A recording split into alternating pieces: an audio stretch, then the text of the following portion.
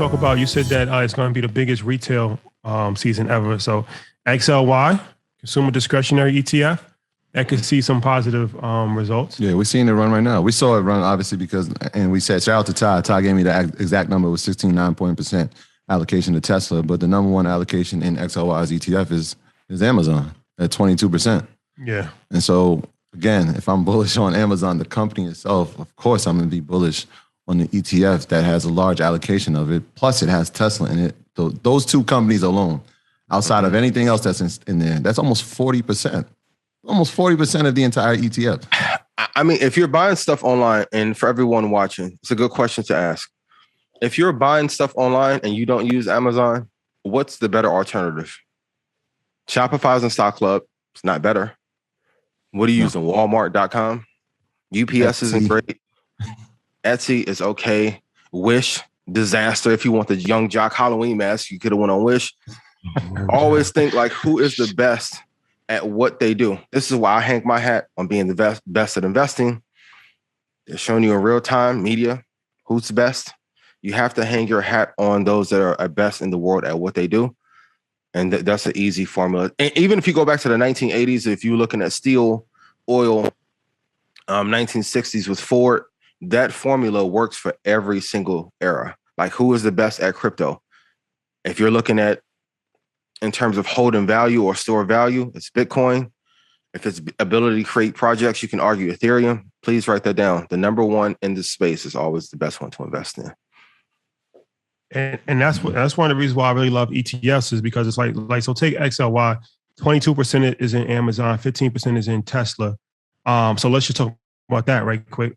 A lot of people don't like Tesla because they feel like it's too volatile and it's very risky. And it's at an all-time high, and it's, it's kind of overinflated, some people might think. So this is why, you can invest in the ETF and you actually get Tesla exposure without actually investing. Then Amazon's another one where people think like, well, that's, up there in price, and I might not have enough money to buy one share, and it's not going to make a difference because I don't have enough money. So now, the ETF, once again, gives you exposure, almost a quarter of your portfolio to Amazon without actually, putting $3,000 to Amazon stock. But then also in that ETF, it has Home Depot, McDonald's, Nike, Lowe's, Starbucks, Target. So, it's a lot of it's a lot of good companies in there. And yeah, people, consumer discretion, people start to spend money. All of those companies are going to get patronized. McDonald's, say what you want about them. The greatest retail company of all time on a real estate side. Yeah. Easily.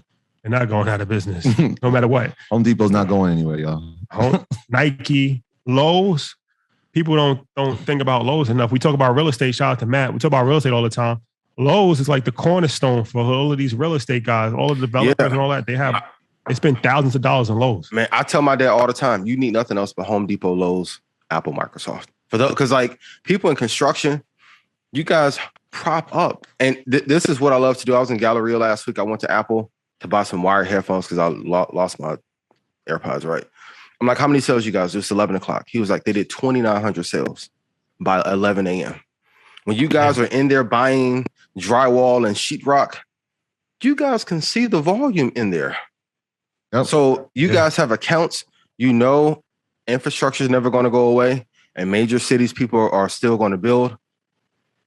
Just invest in quality across the board. And even better, with the volatility thing, Con Ed volatility is higher. For my people back at home, NIPSCO prices for heating is higher. Like the rate of return that you're going to get is going to be offset by the volatility. So the more return that you want. So if you want something that grows 150% in a year, it may be a chance that you get a 25% drawdown.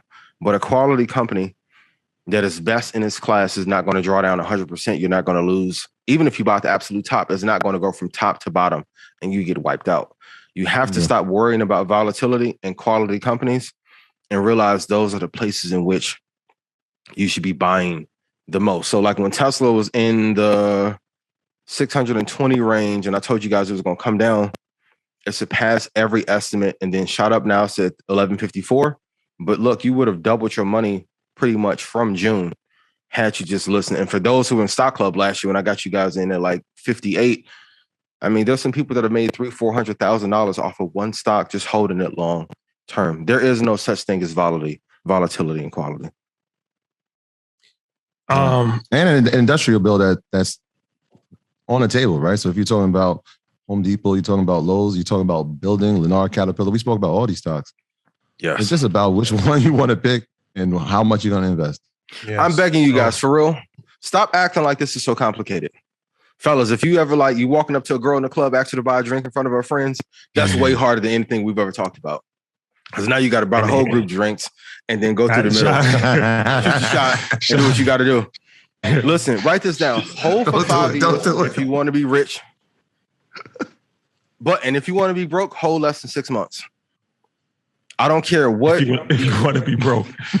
You want to be broke. I'm not playing with y'all That's the formula. That is it. I'm not a pundit. I'm a person that's mastered it. That's what I always say. If anyone's better, put them in chat and let me know. But I don't know anyone that's been this accurate over this amount of time in one of the hardest industries that there is. The longer you hold, the more money you'll make. So if you stop trying to flip fast, which is pushed to us to flip fast because we're usually the liquidity, even in crypto. Last year, I know how many hundreds of millions I probably pushed into VOO and VTI. This year, they're using us for the liquidity in crypto, and we're not holding. So when that meme came out, if you would have put $5 in the Shiba, you would have had 5 million. Some of you hit me like, well, I had it. I'm like, across the board, everything I tell you applies to every asset. Real estate, investing, tech, angel, private venture. You need to hold for at least a year to see the maximum gains, but ideally you want to hold for 5. Like, imagine if you guys would have sold your company a year in to a competitor. You guys would be punching in the air like Cuba Gooding and Boys in the Hood. Like, you have to hold. Like, how long has Revolt been around? He's not selling that thing after 1 year. Oh, yeah. Nah, Jay, it's a Diddy, long-term plan. Birdman, they're not looking to flip anything. That's why they lock these artists up in these contracts for 8, 9, 10 years. There is no quick flip in a year that's worth it. That's a fact. That's a fact.